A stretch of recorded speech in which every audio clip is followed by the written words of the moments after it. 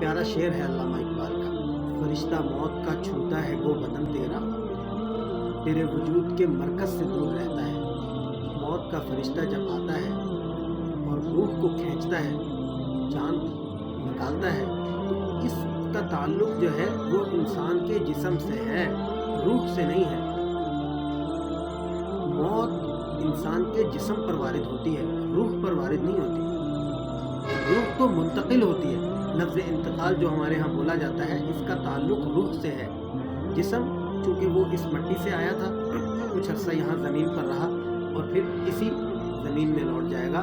منہا خلقناکم وفیہا نعیدکم ومنہا نخرجکم تارۃ اخری۔ مگر روح انا للہ وانا الیہ راجعون، کہ وہ اللہ کے پاس سے آئی تھی اور اللہ ہی کے پاس لوٹ جائے گی۔ یعنی یا تو وہ علیین میں سے ہوگی یا پھر سجین میں اسے رکھا جائے گا، یا تو کیا کہ کوئی مہمان خانہ ہے جہاں پر اس کو رکھا جائے گا، یا پھر کوئی قید خانہ ہے جہاں پر اس کو بند کر